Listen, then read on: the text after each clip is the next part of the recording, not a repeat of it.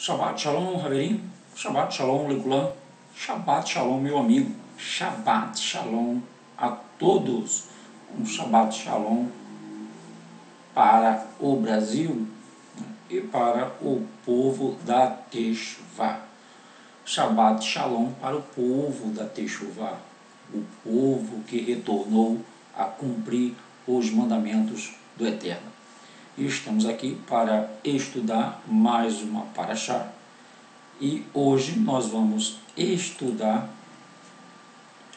a Parashá de Belahotecha.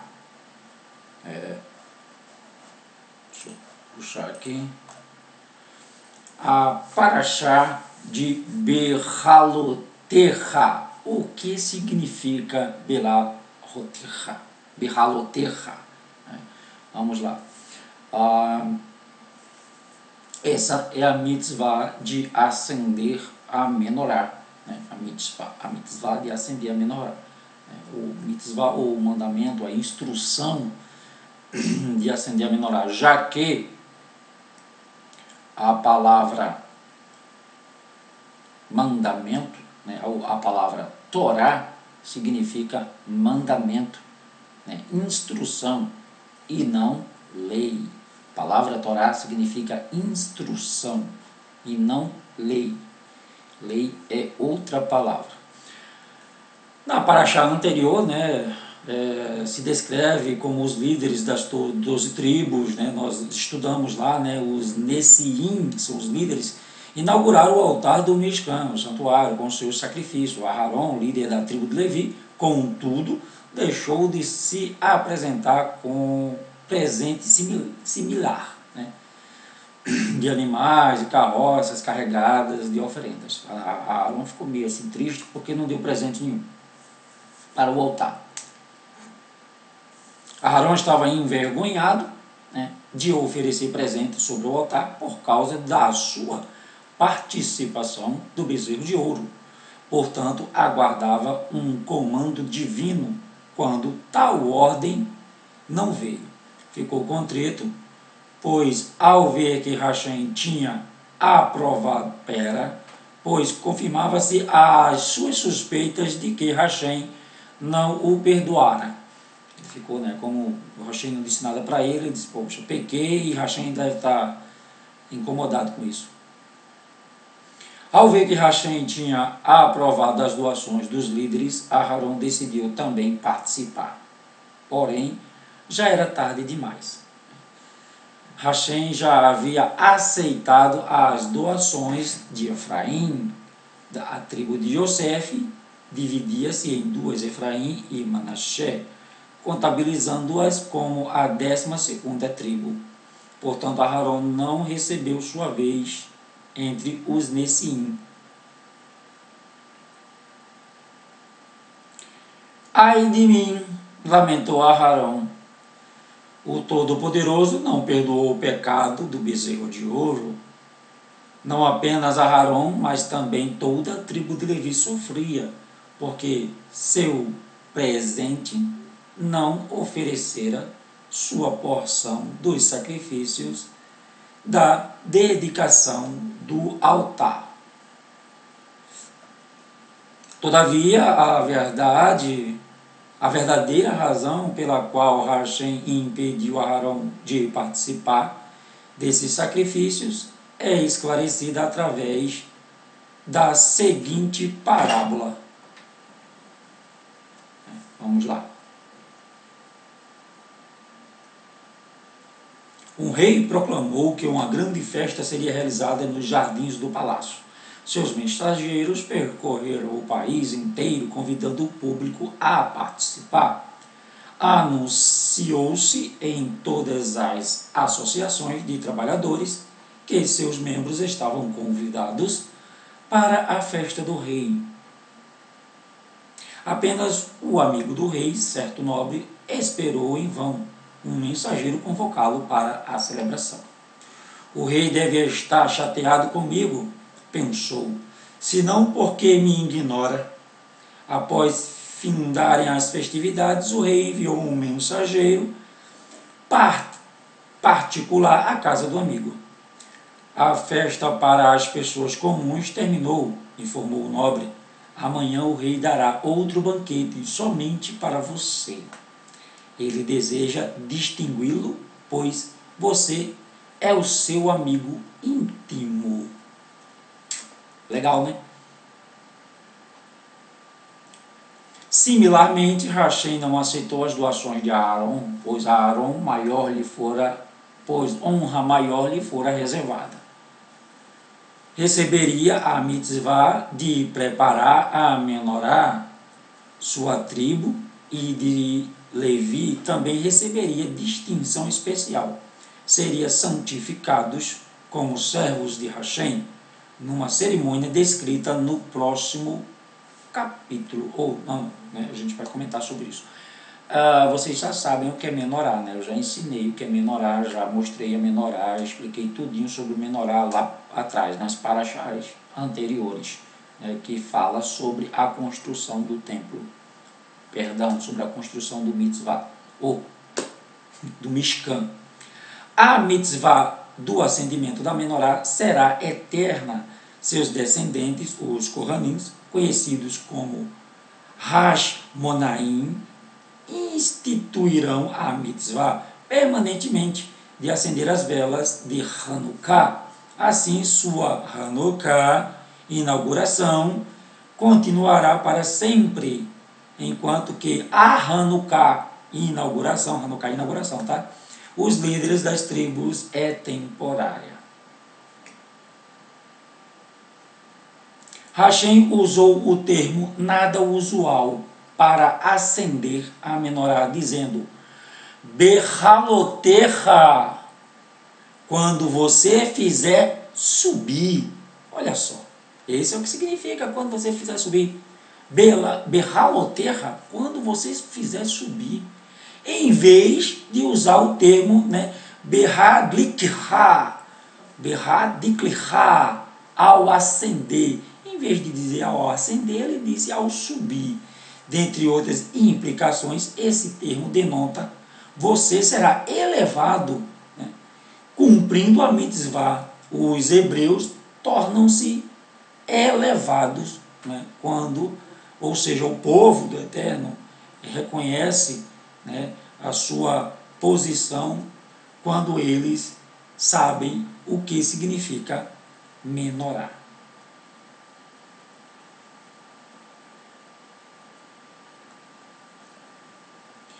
Vamos agora para o texto, né? O texto fica lá em Bamidbar, né? Números 8, começando do 1.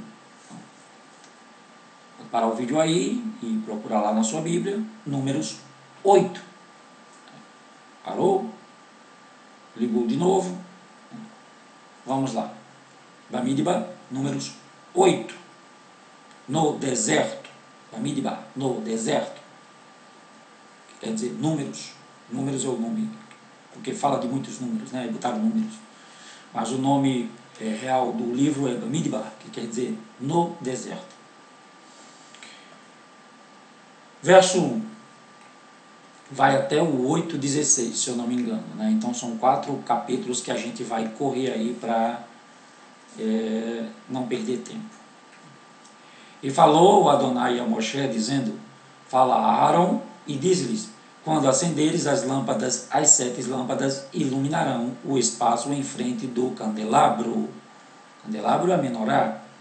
E Aaron fez assim, acendeu as lâmpadas do candelabro para iluminar o espaço em frente, como Adonai ordenara a Moshe. E era a obra do candelabro, obra de ouro batido, desde o seu pé até as suas flores. Era ele de ouro batido, conforme o modelo que Adonai mostrara a Moshe.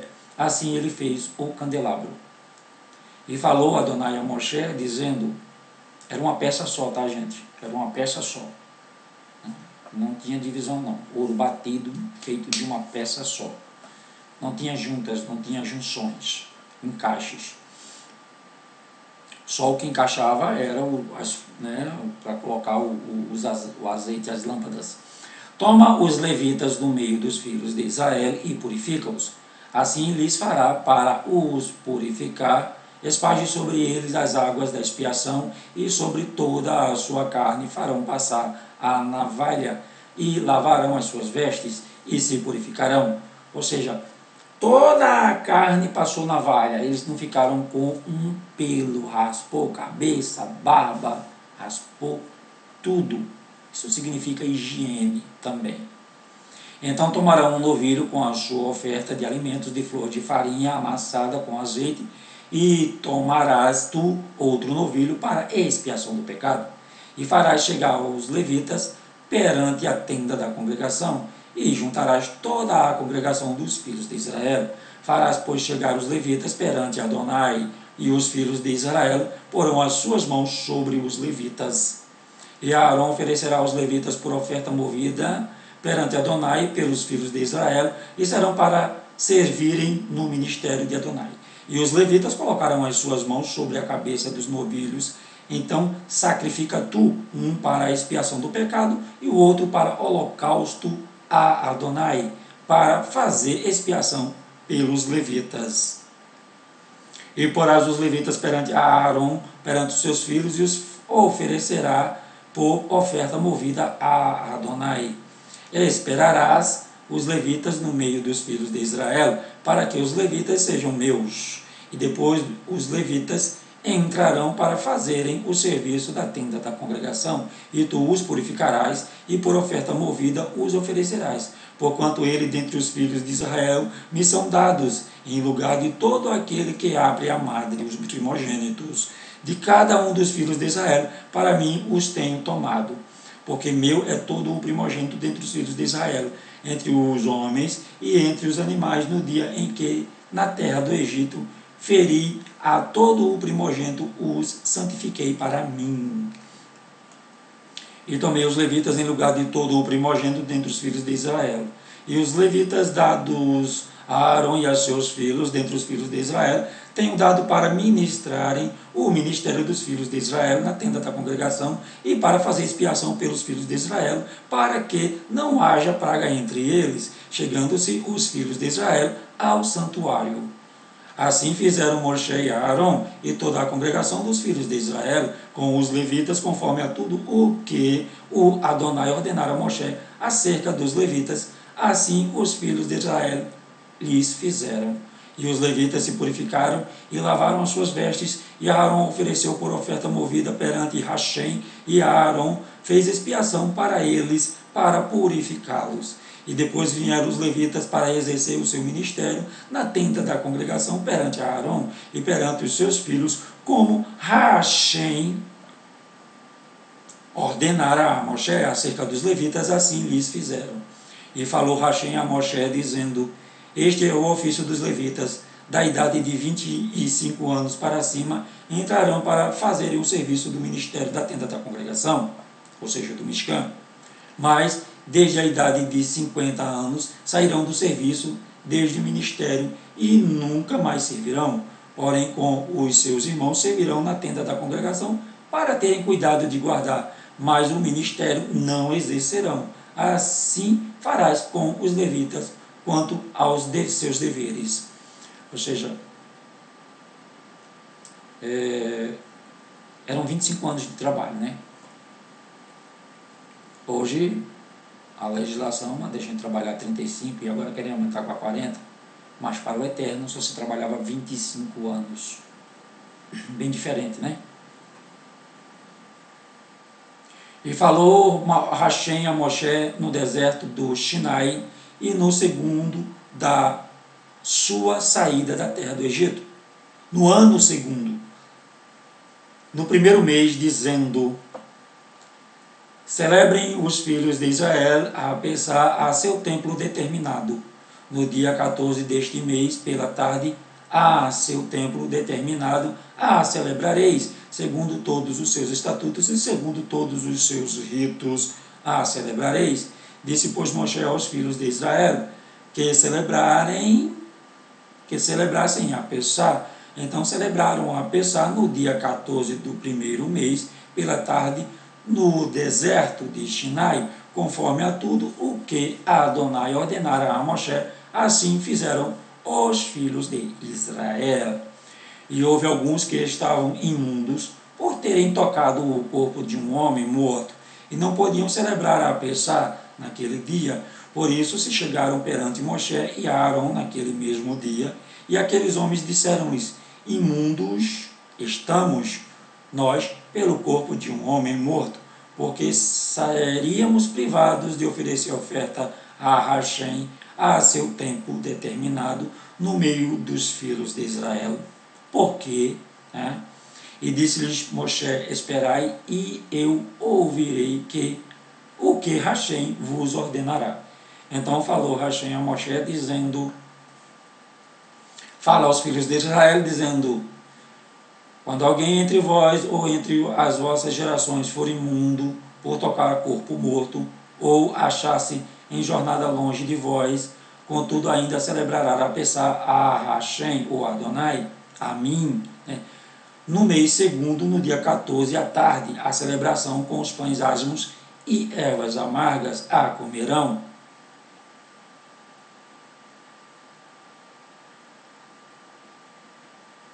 Dela nada deixará até amanhã, e dela não quebrarão osso algum, segundo todo o estatuto da Pessah a celebrarão.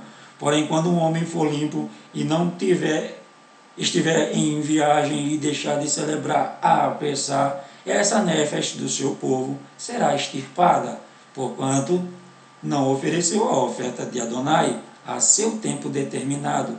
Esse homem levará o seu pecado. E quando um estranho peregrinar entre vós e também celebrar a Pessah a Adonai, segundo o estatuto da Pessah e segundo o seu rito, assim a celebrará. Em um mesmo estatuto haverá para vós, assim para o estrangeiro como para o natural da terra. Achei ele bem justo.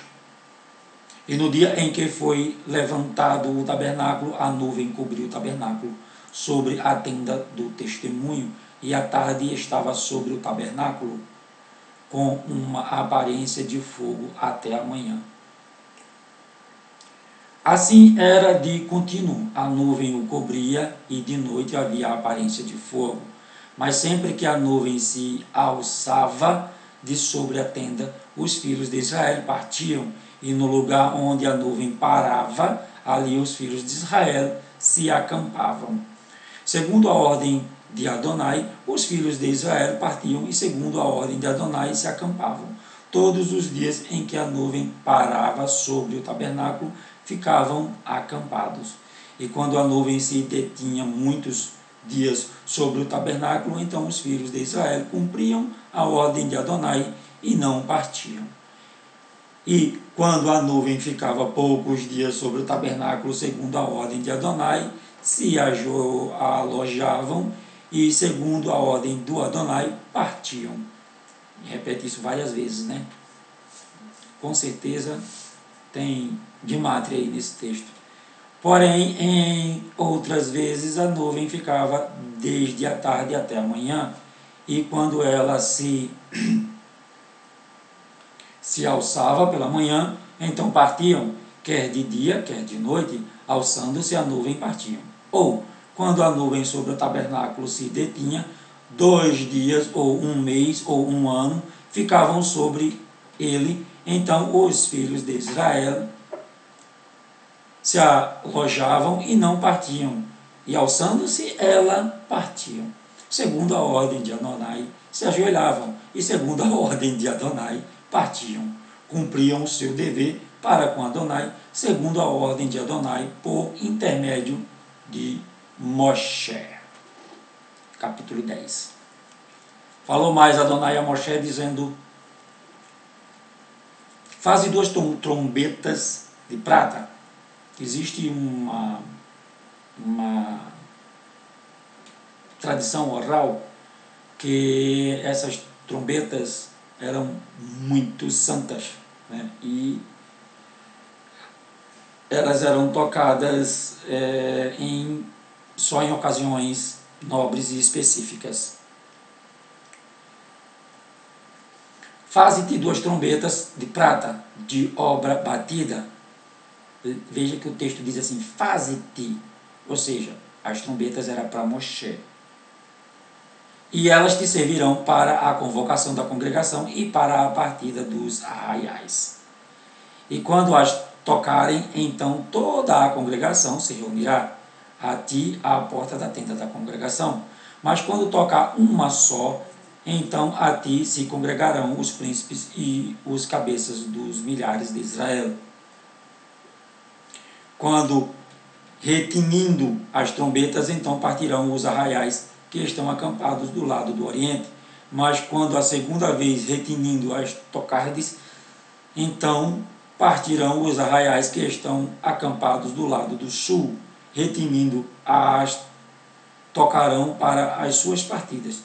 Porém, ajuntando a congregação, as tocareis, mas sem retinir.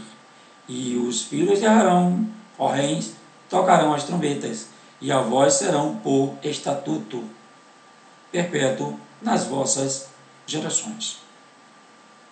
E quando na vossa terra sairdes a pelejar contra o inimigo que vos oprime, também tocareis as trombetas retinindo, e perante a Adonai vosso Elohim haverá lembrança de vós, e sereis salvos de vossos inimigos.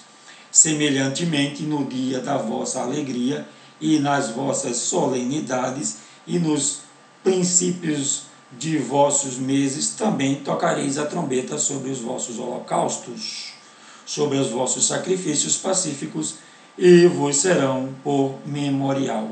Perante vosso Elohim, eu sou Adonai, vosso Elohim. E aconteceu no ano segundo, no segundo mês, aos 20 do mês, que a nuvem se alçou de sobre o tabernáculo da congregação. E os filhos de Israel, segundo a ordem de Machá, partiram do deserto de Sinai, e a nuvem pairou no deserto de Parã. Assim partiram pela primeira vez, segundo a ordem de Adonai, por intermédio de Moshe. Porque primeiramente partiu a bandeira do arraial dos filhos de Yehudá, segundo os seus exércitos, e sobre os exércitos de Nashon, filho de Aminadab, e sobre o exército da tribo dos filhos de Issacar, Natanael, filho de Tissuá, e sobre o exército da tribo dos filhos de Zevulun, Eliabe, filho de Elon.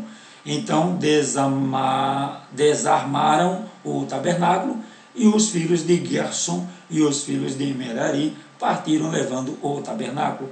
Depois partiu a bandeira do arraial de Reuven, segundo os seus exércitos, e sobre o seu exército estava Elisu, filho de Sedeur, e sobre o exército da tribo dos filhos de Shimon, Shelumiel, filho de Tisre-Sadai, e sobre o exército da tribo dos filhos de Gade, Eliasaf, filho de Deuel.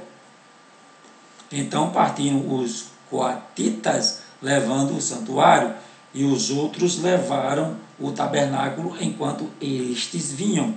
Você veja que uma parte das tribos vai na frente, aí vem uma parte do Mishkan, aí mais tribos, aí outra parte do Mishkan. Ou seja, o Mishkan vai ficando sempre entre as tribos, né, os objetos do Mishkan.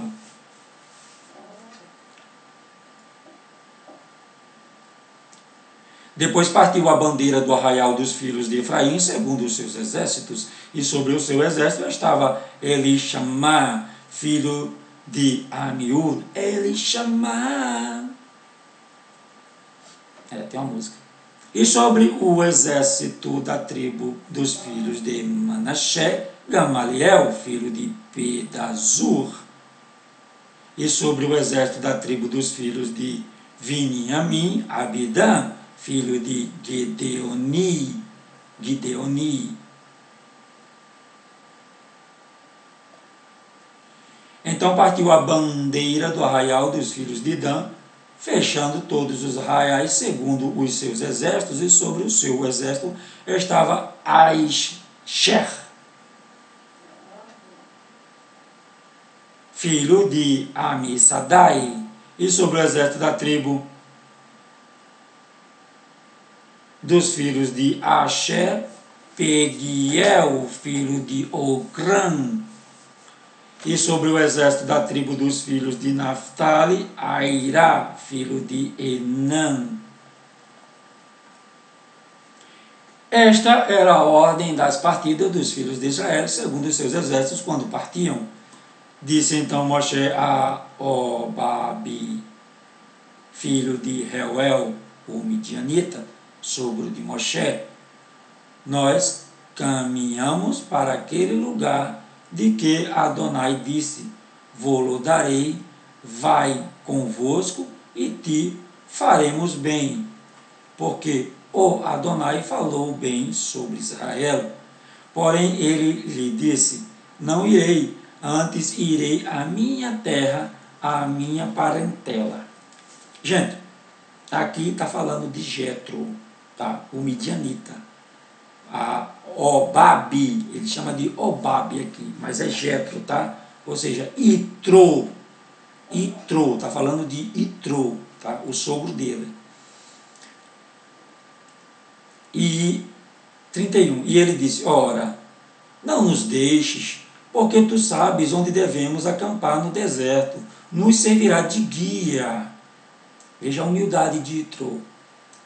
E será que, vindo tu conosco e sucedendo o bem que Adonai nos fizer, também nós te faremos bem.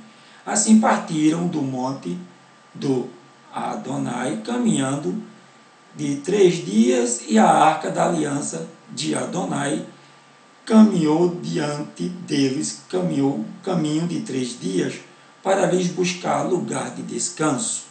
Ou seja, eles partiram do Monte Sinai.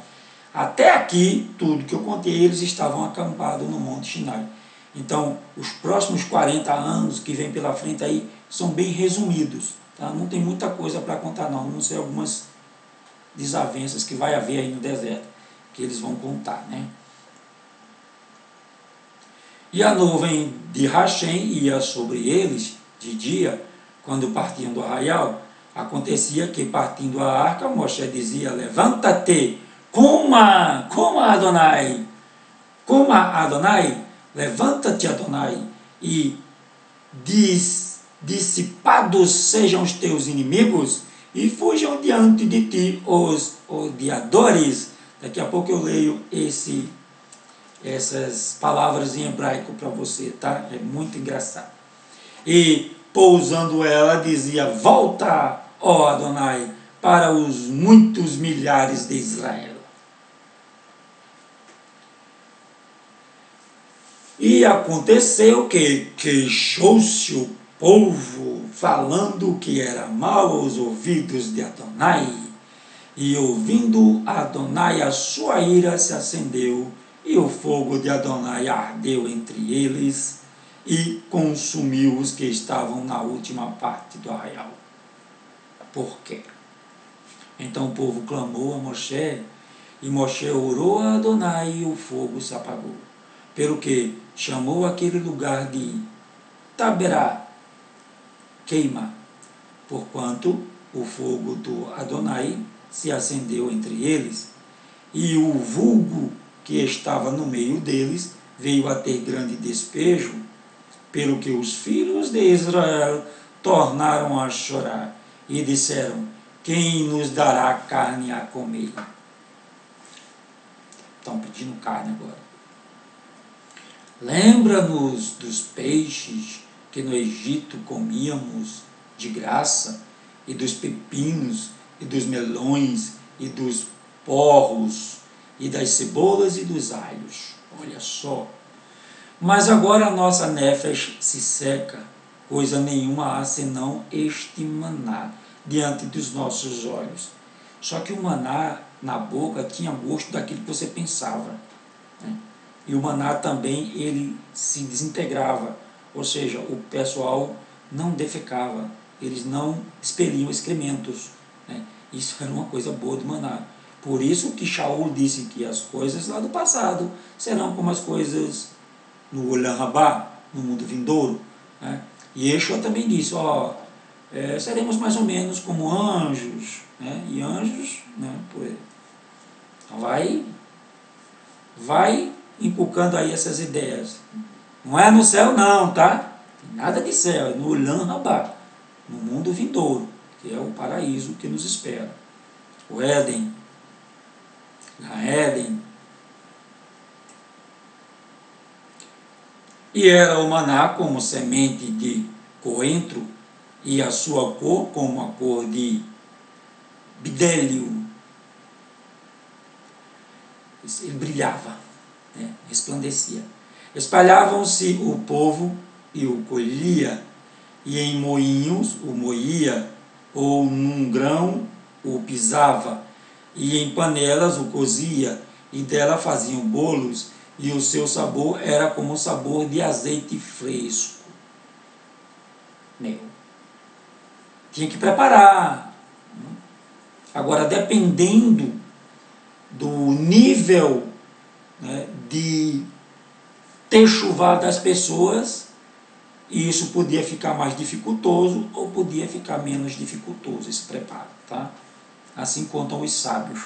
Dizem que as pessoas que não seguiam a Torá corretamente, que eram transgressoras, né, das instruções, das mitzvah, o maná caía bem longe da casa delas.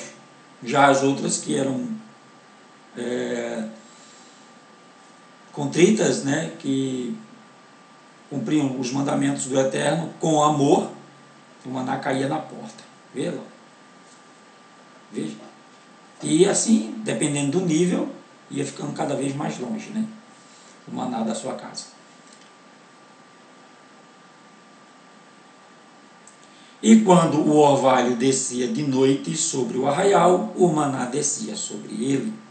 Então Moshe ouviu chorar o povo pelas suas famílias, cada qual à porta da sua tenda, e a ira de Adonai grandemente se acendeu, e pareceu mal aos olhos de Moshe. E disse Moshe a Adonai: por que fizeste mal ao teu povo, por que fizeste mal ao teu servo, falando dele, né? E por que não achei graça aos teus olhos, visto que puseste sobre mim o cargo de todo este povo? Ou seja, Moshe em momento nenhum desejou, né, governar esse povo. Concebi eu porventura todo este povo? É minha responsabilidade, ele quis dizer, né? Saiu de dentro de mim, né? Veja só como Moshe fala com Adonai. E cuidado como você fala com Adonai, né? Cuidado para que você não seja pego em hipocrisia. Moshe não estava sendo hipócrita.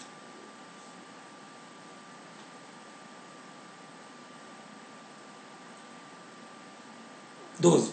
Dei eu a luz, aí ele foi bem específico, né? Para que me dissesses, leva-o ao teu colo, como a ama leva a criança que mama a terra que juraste a seus pais? De onde teria eu carne para dar a todo este povo? Porquanto contra mim choram, dizendo, dá-nos carne a comer.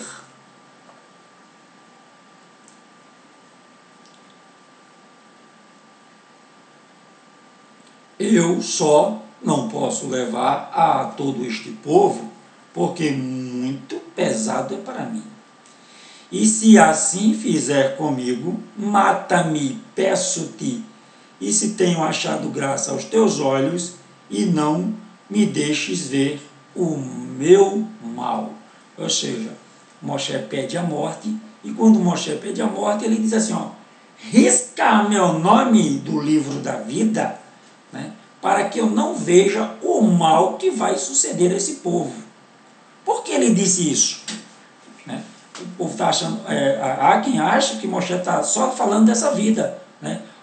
Mata-me porque eu não quero ver o que, é que vai acontecer com eles. Mas quando Moshe diz assim, risca meu nome do livro da vida, isso quer dizer que ele não vai entrar no mundo vindouro. Ele, né, vai ressuscitar, mas não vai entrar no mundo vindouro, vai ser exterminado, né, no lago de fogo, e não vai saber, né, o que se sucedeu com Israel, né, nesta época. Foi isso que Moshe pediu. Eu não quero ver o mal que vai acontecer a esse povo. Como que ele disse, nos trouxesse para o deserto. Aí foi a vez de Moshe, né, argumentar com o Eterno. E disse Hashem a Moshe: ajunta-me 70 homens dos anciões de Israel, que sabe serem ancião do povo, e seus oficiais, e os trará perante a tenda da congregação, e ali estejam contigo. Veja que ele pede os oficiais. Tinha um oficial? Não, ele está falando da época do Egito.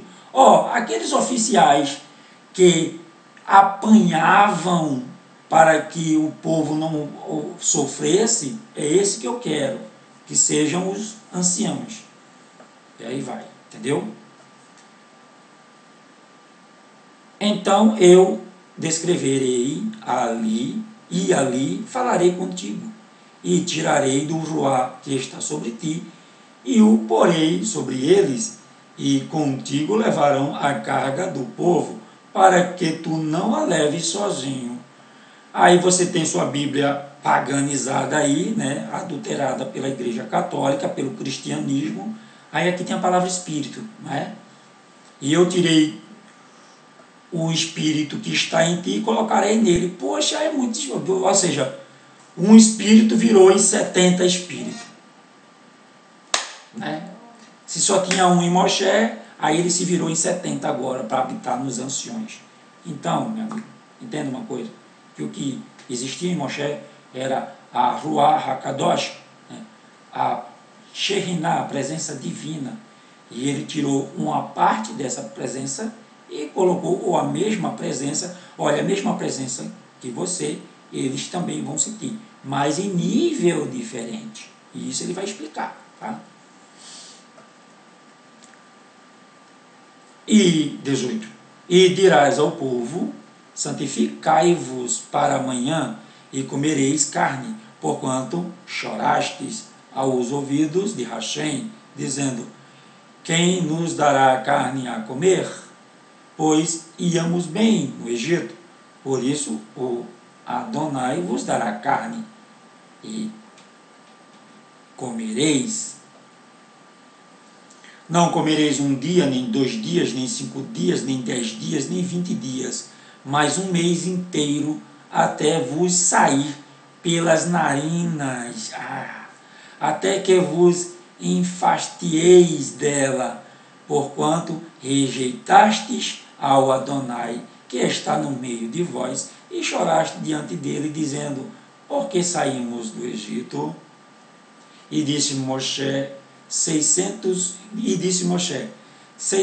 mil homens de pé, e este povo no meio do qual estou, e tu tens dito: dar-lhe-eis carne, e comerão 1 mês inteiro.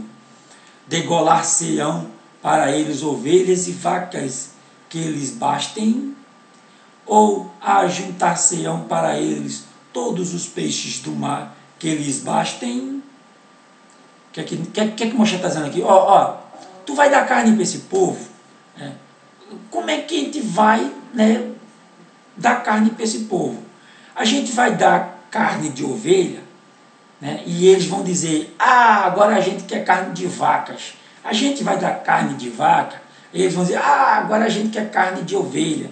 E depois vão dizer: a gente quer peixe. Por aí. Porém, Adonai disse a Moshe: teria sido encurtada a mão do Adonai. Se encurtou minha mão, por acaso eu não posso fazer mais milagre? Acabou meu poder? Agora verás se a minha palavra se há de cumprir ou não. Mesma coisa que Abraão fez, Moshe fez aqui.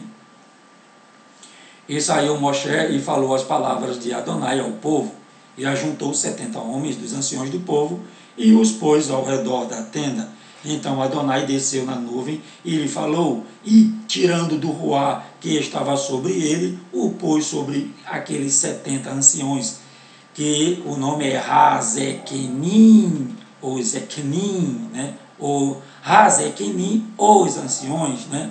Zequenim, ancião. E aconteceu que, quando o ruá repousou sobre ele, profetizou, mas depois nunca mais, foi uma vez só. Né? Veja, o ruá repousou sobre ele, repousou, mesmo o ruá que repousou sobre Yeshua, mesmo o ruá que repousou sobre Sansão, o mesmo ruá que repousou sobre os profetas. Né? Até aqui, homem nenhum tinha sentido o ruá do Eterno como Moshe, até que veio Yeshua, e ele foi o ungido, e ninguém mais sentiu ou teve ou foi usado pela ruá do Eterno como Yeshua HaMashiach. Porém, no arraial ficaram 2 homens, o homem de um era Eldade, o nome de um era Eldade e do outro Medade, e repousou sobre eles o ruá, porquanto estavam entre os inscritos, ainda que não saíra da tenda, e profetizavam no arraial. A tradição diz que eles eram muito humildes e eles acharam que não tinham capacidade para isso, por causa da humildade, né? Por causa a falta de poder aquisitivo deles. Então correu um moço e anunciou a Moshe e disse: Eldade e Medade profetizaram no arraial. Só que eles, por conta da humildade deles, foi quem profetizou coisas muito interessantes, né? Ou seja, as mais interessantes foram esses 2 que profetizou. E Yehoshua, filho de Num, servidor de Moshe, um dos seus jovens escolhidos, respondeu e disse: Moshe, meu senhor, proíbe-lhe. Veja só, a mancada que Yehoshua, né, Josué, cometeu aqui. Porém, Moshe disse: tens tu ciúmes por mim? Está com ciúme dos caras? Está achando que eles são melhor do que eu? Se for, o que é que tem? Moshe era a humildade em pessoa. Quem dera que todo o povo de Adonai fosse Navi, profeta, né? E que o Adonai pusesse o seu ruá sobre ele, pusesse não são vários espíritos, o seu ruá, a sua presença, a sua Shekhinah, o seu mover sobre eles. Depois Moshe se recolheu ao arraial, ele e os anciões de Israel. Então soprou um vento do Adonai e trouxe codornizes do mar e espalhou pelo arraial quase caminho. Aí tem uma parte faltando aqui do versículo, tá? Aí vem o 32, quase caminho de alguns dias, eu acho que seja isso. Então o povo se levantou, todo aquele toda aquela noite, todo aquele dia e toda aquela noite, e todo o dia seguinte, e colheram as codornizes, porque menos tinha, colhera 10 homeres, e as estenderam para si ao redor do arraial, ou seja, fizeram como a mitzvah ordena, né? Tacaram sal na carne para conservar ela. Quando a carne estava entre os seus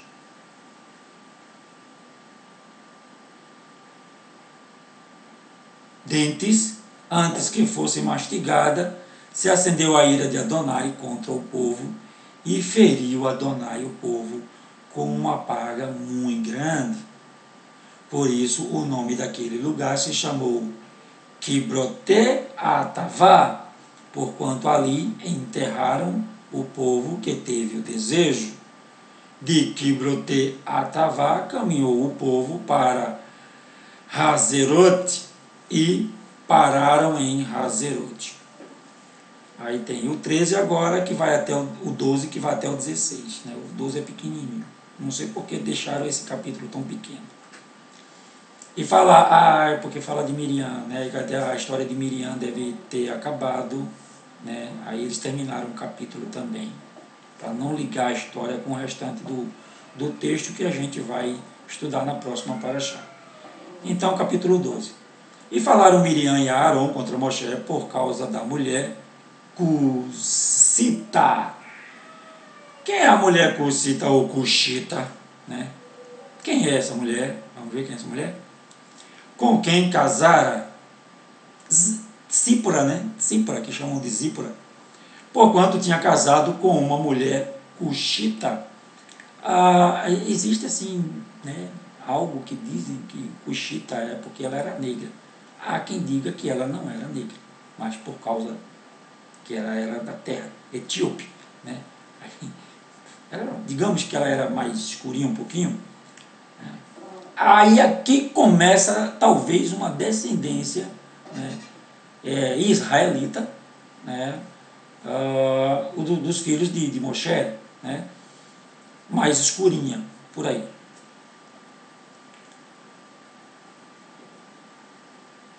E disseram, porventura falou o Adonai somente por Moshe? Perguntaram, estão indagando, né? Miriam e Aaron. Miriam é a mentora aqui né,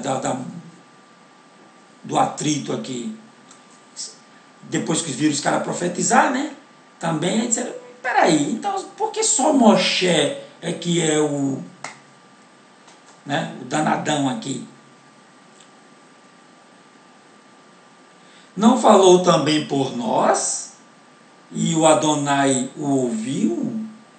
E era o homem Moshe muito manso, mais do que todos os homens que havia sobre a terra. E logo o Adonai disse a Moshe, gente, aqui a gente pode dizer, Moshe puxou sardinha para o lado dele, né, como diz o ditado. Mas se não fosse o Eterno que ditasse isso para Moshe, a gemátria seria quebrada aqui. Né? E não ia aparecer o nome Torá a cada 50 letras. Então, tudo aqui está bem traçadinho pelo Eterno. Tá? Palavra por palavra, letra por letra. Porque Yeshua disse assim, nenhum Kotze e nenhum Yud será tirado da palavra, da Torá, do Eterno.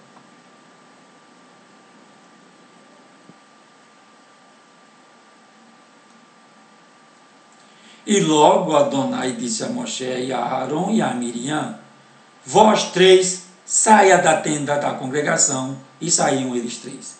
Então Adonai desceu na coluna de nuvem e se pôs à porta da tenda. Depois chamou a Arão e a Miriam, e ambos saíram. E disse, ouvi agora as minhas palavras.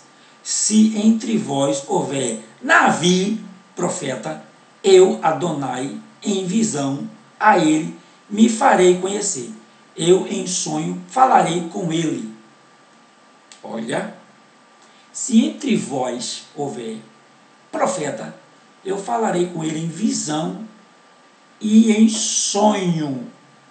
Não é assim com o meu servo Moshe, que é fiel em toda a minha casa. Boca a boca, face a face, eu falo com ele, claramente, não por enigmas, pois ele vê a semelhança do Adonai, pois não tiveste temor de falar contra o meu servo, contra Moshe. Por que não tiveste temor? Assim a ira de Adonai contra eles se acendeu e retirou-se. E a nuvem se retirou de sobre a tenda, e eis que Miriam ficou leprosa, ficou com tsarat, né? Tsarat, como a neve, e olhou Arão para Miriam, e eis que estava leprosa. A tradição oral diz que Arão também ficou leproso, mas foi por um instante de tempo. Por isso Arão disse a Moshe, ai, meu Senhor, porque a palavra Senhor é Baal, tá? e Baal significa Senhor. Então, a questão é que o ídolo usou esse nome. Tá? O ídolo Baal usou esse nome, Senhor. Né? Ele era conhecido como o Senhor das mulheres, a quem eram sacrificadas crianças. Baal. Ora, não seja... perdão. Ai de mim, meu Senhor, não ponha sobre nós este pecado, pois agimos loucamente e temos pecado. Ora, não seja ela como um morto, que saindo do ventre de sua mãe, a metade da sua carne já esteja consumida. Clamou, pois, Moshe a Adonai, dizendo: Ó Elohim, rogo-te que a cures. A oração de Moshe. E disse Adonai a Moshe: se seu pai cuspira em seu rosto, não seria envergonhada 7 dias, esteja fechada 7 dias fora do arraial, e depois a recolham. Assim Miriam esteve fechada fora do arraial 7 dias, e o povo não partiu, até que recolheram a Miriam. Porém, depois o povo partiu de Hazerot e acampou-se no deserto de Para. E aqui acaba o texto, né? E nós vamos para as considerações dos sábios. Esse texto aqui eu vou explicar nesse último aqui, que é muito interessante. A oração de Moshe. Já vai com 1 hora, né, mais ou menos. Então vamos lá, deixa eu achar alguma coisa que a gente possa acrescentar aqui.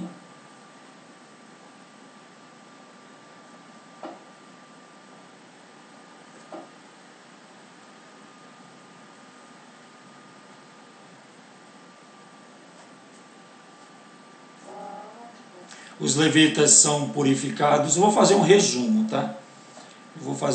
A mitzvah, nós estudamos a mitzvah de acender a menorá, né? Como acender a menorá. Os levitas são purificados antes de iniciar o serviço do Mishkan, né? E aí tem como é feito, né, o serviço. A Pessah Sheni, a segunda oportunidade de trazer oferendas de Pessah, né? Bnei Israel deixaram o Egito de Pessah no ano 2448, agora já era quase o ano mais tarde, era Rosh HaKodesh, Nissan de 2449, Pessah se aproximava novamente. Né?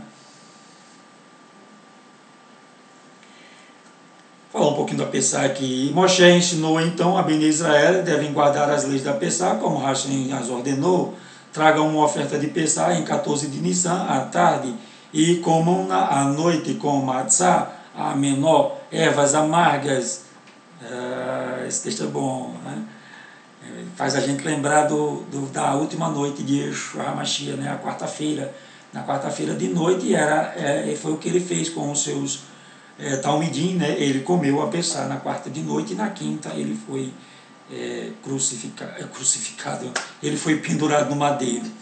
Não comam hametz durante todos estes dias de Pessah e não trabalhem em Yom Tov. Hametz é fermento. Somente os indivíduos purificados poderiam participar da oferenda de Pessah, para tanto não poderiam ter, entretanto, em contato com um corpo morto, pois isto tornava-o impuros. Isso aí a gente já estudou, né? Vamos mais para frente, né? A grandeza da geração do deserto, né? Como explicar a grandeza da geração do deserto? A Torá explica que durante suas andanças no deserto, Bnei Israel eram dirigidos pelas nuvens de glória e descreve o caminho pelo qual viajaram. E a gente está falando isso porque em vários outros textos, né, o Eterno diz assim: eu tenho saudade da geração do deserto. Por quê? Né? Há diversas razões pelas quais a Torá se estende acerca da maneira como Bnei Israel viajava entre elas. Né? Primeiro, algumas nações gentias alegavam que o povo hebreu andava sem rumo, porque Moshe não sabia o caminho. Né? Por isso, a Torá enfatiza que todas as jornadas eram ditadas por comando divino. Segundo, a Torá revela a grandeza da geração do deserto. Seus membros não foram perguntados se queriam ou não viajar, nem se queriam ou não permanecer em alguma parada, não, eles seguiam obedientemente as nuvens de glória. Sempre que essa se instalava sobre o Mishkan, acampava sempre que partia. E eles também partiam. Às vezes Hashem escolhia um local não agradável para acampar. Por exemplo, em Mará, as águas eram amargas e não potáveis. Contudo, a nuvem permaneceu em tal lugar. Às vezes chegava num lugar com boas fontes de águas e árvores, como Elam. Contudo, as nuvens de glória partiam logo após a chegada. Nunca sabia o quanto demoraria em cada parada ou jornada. Poderiam ter acabado de desempacotar e se instalarem quando a nuvem se levantava e continuava a viagem. Imagina. Agora dá para entender porque em Mará eles passaram tanto tempo e em Elam eles passaram pouco tempo, né? Aqueles dois lugares eram conhecidos. Mará, todo mundo conhecia que as águas eram amargas, mas depois as águas ficaram doces por conta do milagre de Hashem. Então ninguém ia querer passar por ali porque sabia que ali eram águas amargas. Eles não iam ter inimigos. Já em Elam, né, as águas eram doces e eles podiam cruzar com caravanas midianitas, né, árabes, por ali vai. E o perigo poderia acontecer. Isso é bastante explicável, né?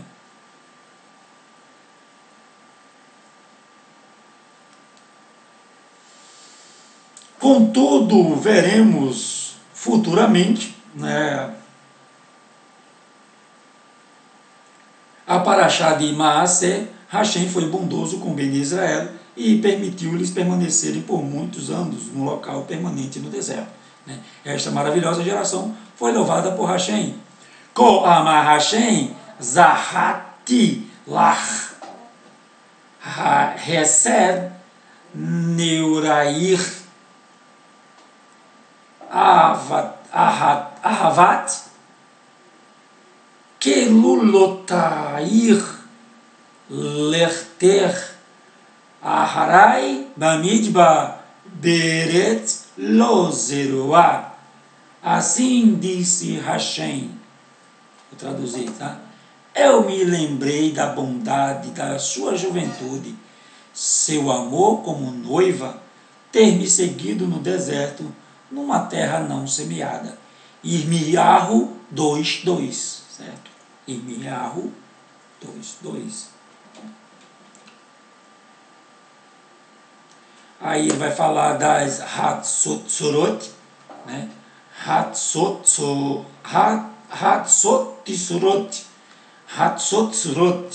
que é as duas trombetas de prata. Né? Tem palavra que é complicada para falar. Né? E aí, nós já estudamos, né? O texto lá foi bem explicativo, não precisa eu acrescentar mais nada aqui. Né? E aí vem a questão de Yitro, né? Que Yitro diz que não quer ir com Moshe, mas aí Moshe acaba convencendo o Yitro a continuar, né? Porque Yitro diz, olha, eu não vou ter herança nenhuma, né? Quando chegar lá, Hashem vai dividir as 12 tribos, né, suas terras, mas o que foi que aconteceu? Quando eles chegam em Jericó, né, em Jericó, aquele território de Jericó fica para os descendentes de Yitro, né, e os descendentes de Yitro acabam se tornando bons estudantes de Torá, né, eles acabam morando naquela terra e eles preferem estudar a Torá ao invés de adquirirem bens materiais. Né.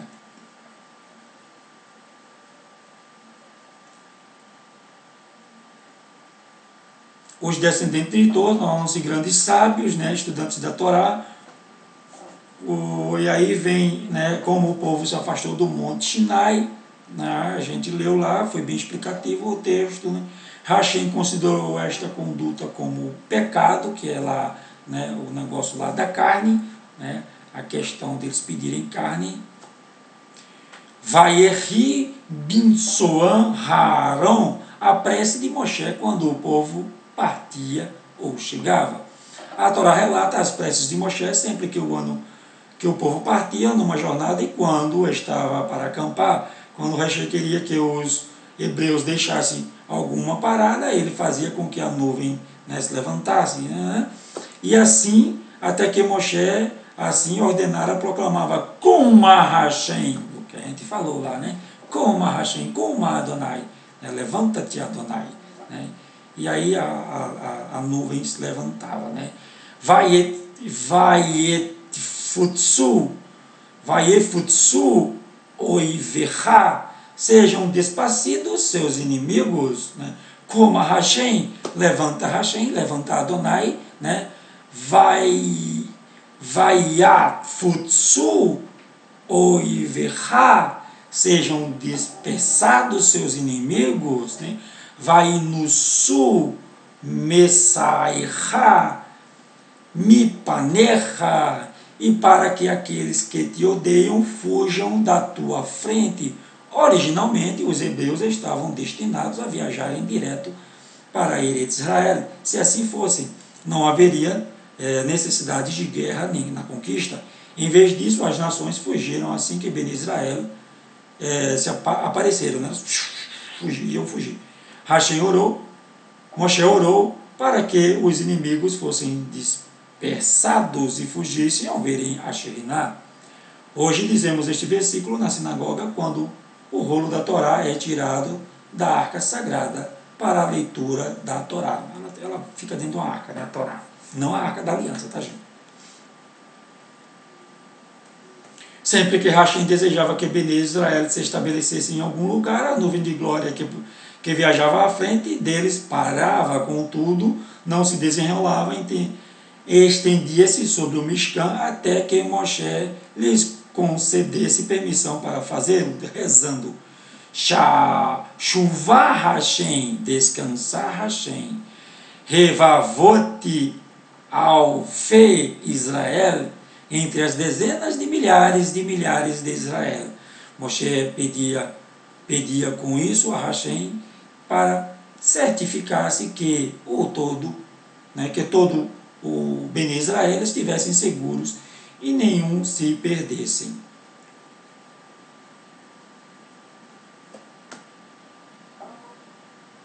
Os queixosos que da carne, nós lemos ao texto, o texto lá é bem explicativo, não precisa eu explicar mais nada aqui sobre o prisma de enxergar as falhas da geração do deserto, né? Vamos, assim, é uma midrash. Rabenu Meshulam, um sábio sefaradita, era o médico pessoal de um rei da Arábia. É muito boa essa midrash, né? Porque a gente, mas esse povo reclamava demais, mas isso e aquilo, né? A gente vai entender, né, aqui agora, né, um prisma para entender as falhas da geração do deserto. O rei desafiou seus ancestrais. O rei desafiou o Rabi. Seus ancestrais eram um povo muito ingrato. Tinham um alimento distinto, que se parecia com o alimento dos anjos. Como então puderam reclamar da falta de melões ou alhos? Darei uma resposta amanhã, disse Rabi Meshulam. Quando a entrevista com o rei terminou, Rabi Meshulam foi à cozinha real e ordenou ao cozinheiro: eu, o médico-chefe, ordeno-lhe que coloque o rei sobre uma dieta especial. Amanhã não lhe será servido alho com sua refeição. O rei comia alho regularmente após o jantar. No dia seguinte, não lhe serviram alho algum. Convocou o cozinheiro-chefe e o censurou por sua negligência.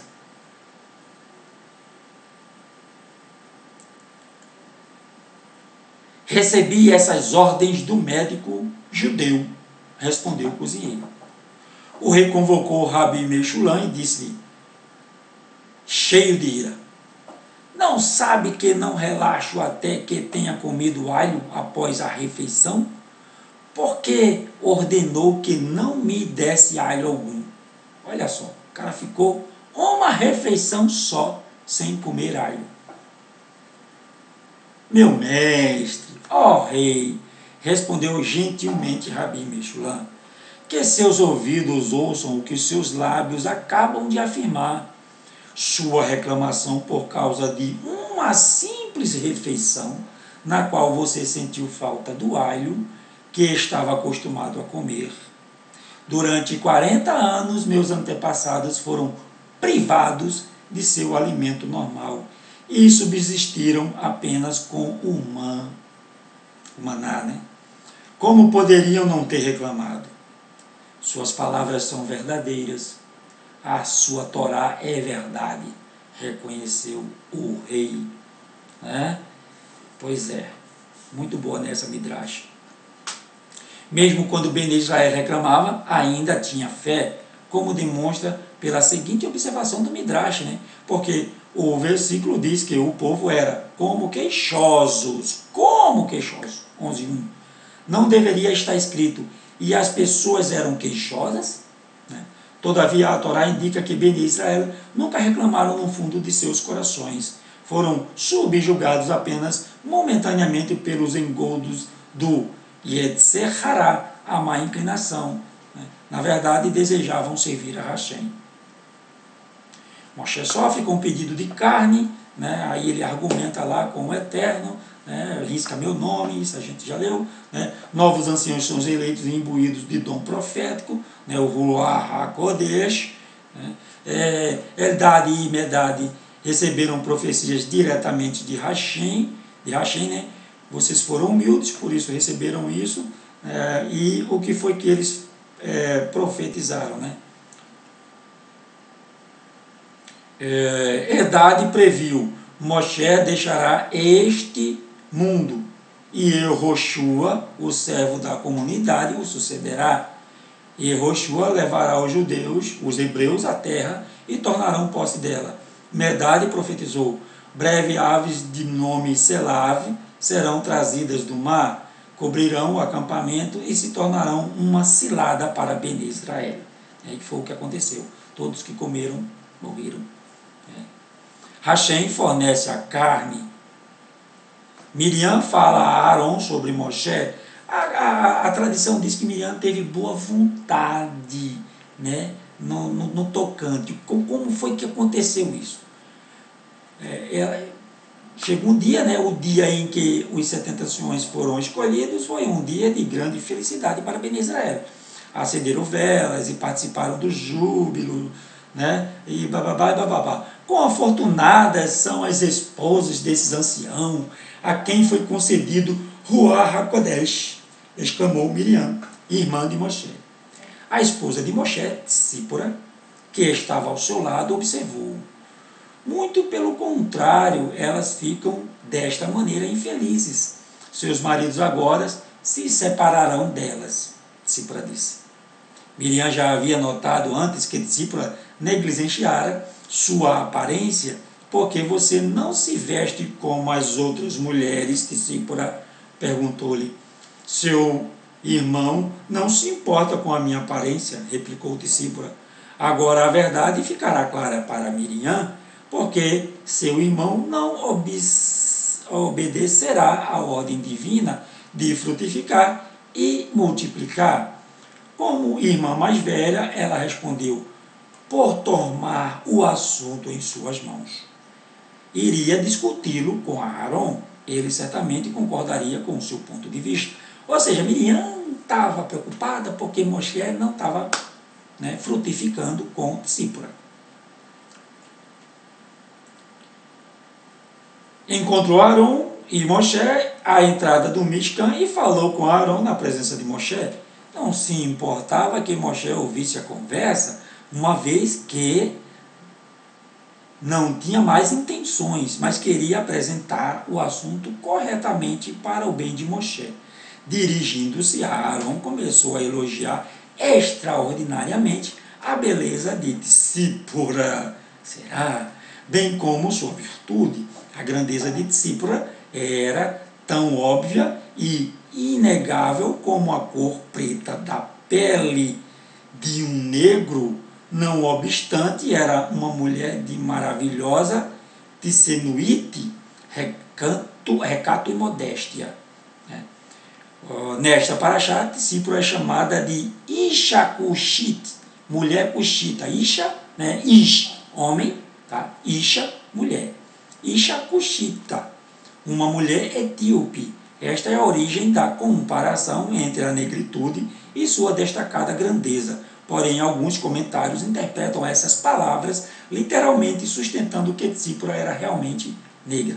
Tá aí, gente. Então, Tsipora pode não ter sido negra, tá? Por conta do vocábulo que eles usaram. Ou seja, a grandeza dela é tão assim, óbvia, né? Tão aparente como a cor negra de uma pessoa, como uma cuxita, né? Como uma etíope. E aí vem a extrema humildade de Moshe, né? E como é possível que Moshe fosse o mais humilde dos homens, apesar de seus talentos e realizações excepcionais, né? Mais do que qualquer um, Moshe compreendeu que Lecha Hashem Hagedolá Varregevurá Verhatiferet Verhanetzach. Para ti, ó Hashem, é a grandeza e a força e a glória e a vitória e a majestade, pois tudo o que está no céu, no Hashamai, e na Eretz, na terra, é teu.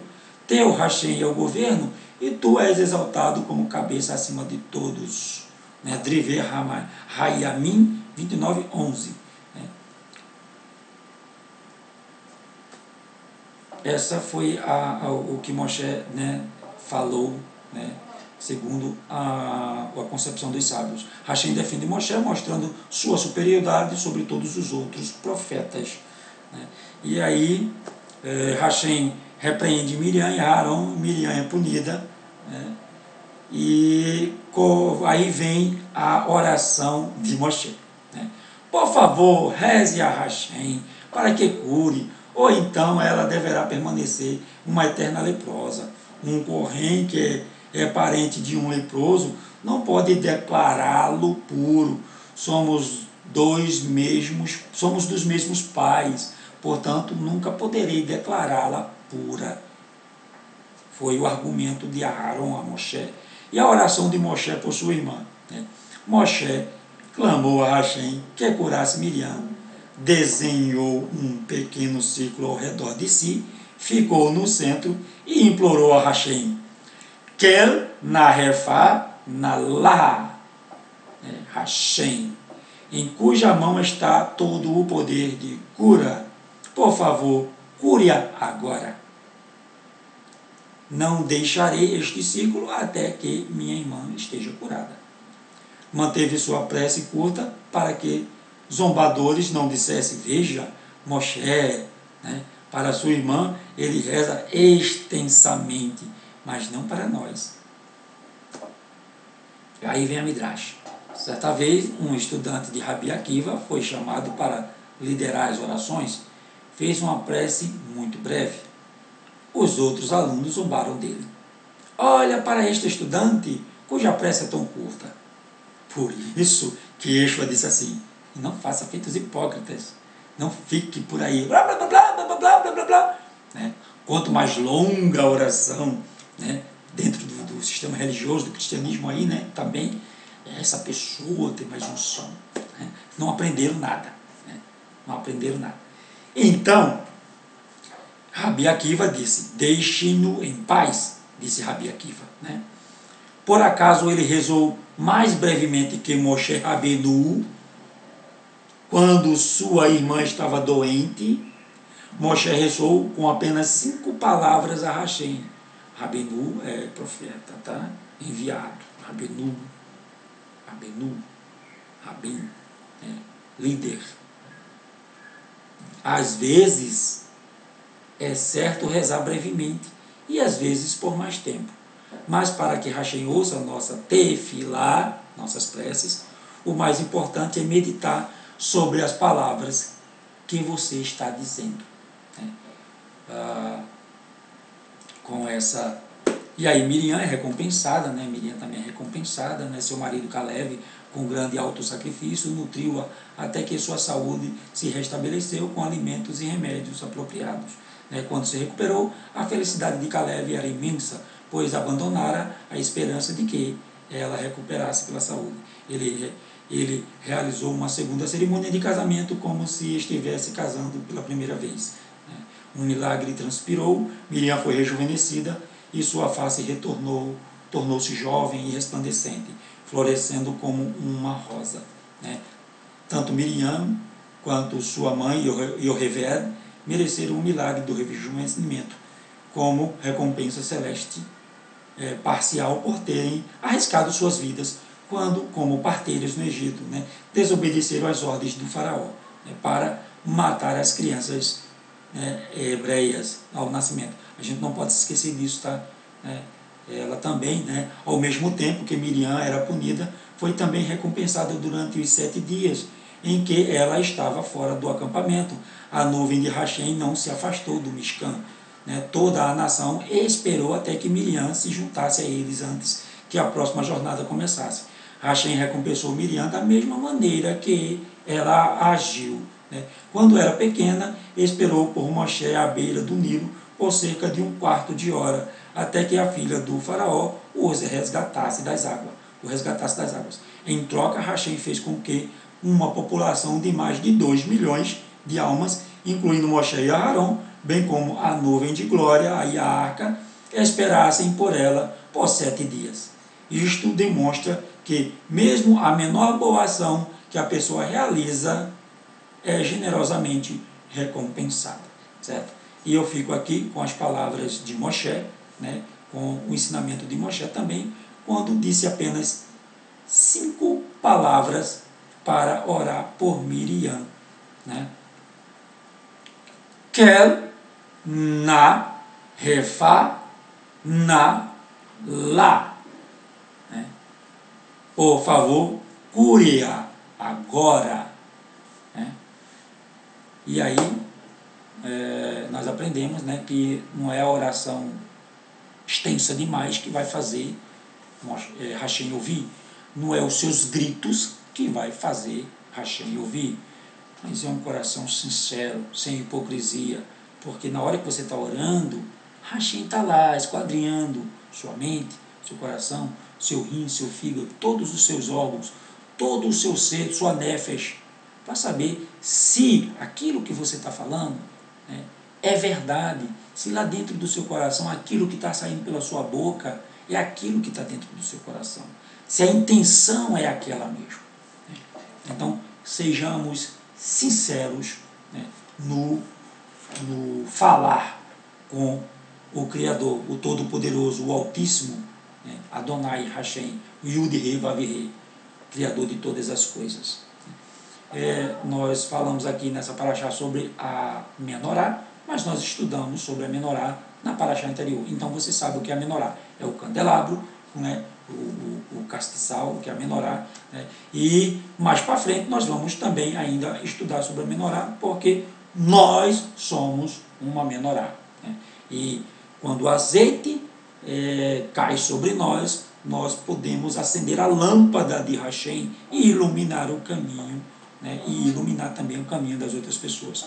Então, você, quando o azeite é colocado e a lâmpada de Hashem acende, você se torna uma menorá. E Yeshua HaMashiach, quando ele foi pendurado, ele se tornou uma menorá ali, como um exemplo para todos nós. Menorá não é assim, menorá é assim, é poste, menorá é poste, é castiçal, é mastro, o lugar onde se coloca a lâmpada. Então vamos recitar Birkat Kohanim e terminar a paraxá. E foi muito boa, aprendemos muito hoje com os nossos ancestrais, com os nossos patriarcas e com a palavra do Eterno. Yevarechecha Adonai veishmerecha, Iae Adonai panavelecha, vihuneka itza Adonai panavelecha, veyatzelecha shalom.